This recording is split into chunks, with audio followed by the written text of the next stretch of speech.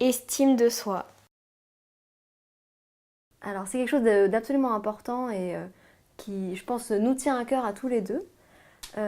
Parce qu'on a remarqué, et une étude que tu as menée en 92 a vraiment démontré de façon signifiante cette réalité, qui est que au moment où les enfants pratiquent la philosophie, ils acquièrent une meilleure estime d'eux-mêmes. Oui.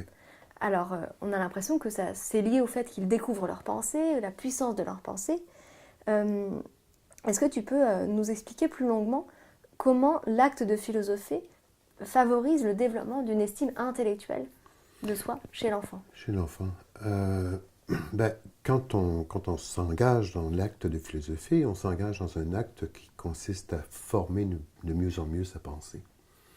Et, et donc de devenir de plus en plus clair dans sa manière de dire les choses, dans sa manière de comprendre ce qui est dit.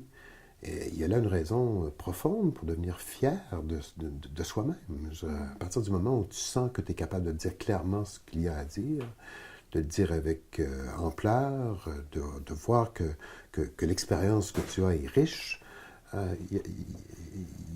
les raisons sont là pour que la fierté augmente en toi et que tu t'estimes de plus en plus, que tu te valorises en tant qu'être humain, pensant, cherchant à donner du sens à ton expérience. Alors tu parles de fierté, on pourrait aussi faire l'avocat du diable.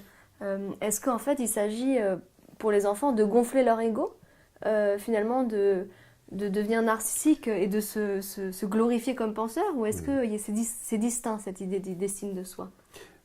Ben, il y a estime de soi et estime de soi, on pourrait le dire ainsi. Si on était seul dans une démarche comme celle-là, je pense que ça pourrait peut-être conduire à une chose comme celle-là, se gonfler l'ego en disant « Ah, je suis un bon penseur et tout et tout et tout ». Mais dans une communauté de recherche, on n'est pas seul, on est avec les autres. Et donc, on est toujours soumis à la critique potentielle de tout ce qu'on peut dire, et même des valeurs qu'on estime être celles qu'on devrait avoir et qui font qu'on a une estime de nous-mêmes qui s'élève et tout. Le gonflement de l'ego n'est pas l'aboutissement d'une démarche comme celle-là. Au contraire, je dirais même c'est la mise en perspective de l'ego dans une communauté de recherche. C'est une reconstruction de soi perpétuelle qui se joue là,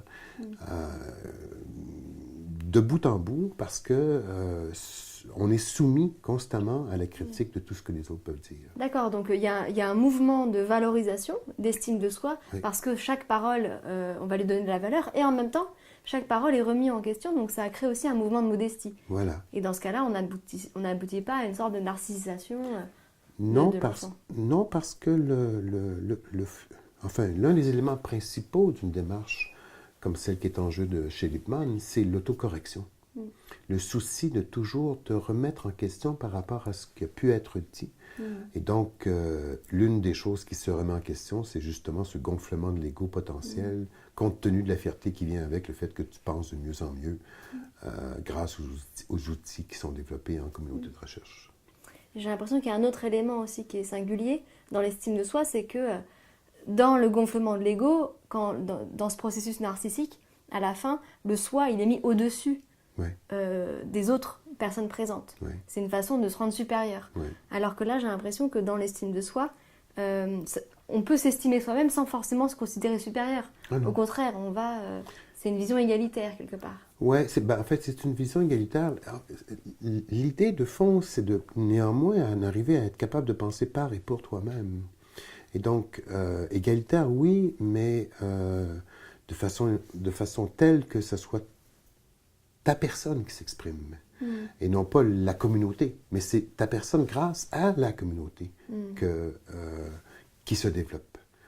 Alors, l'estime de soi, au sens, je dirais, humble du terme, c'est ce qui se développe dans une communauté de recherche.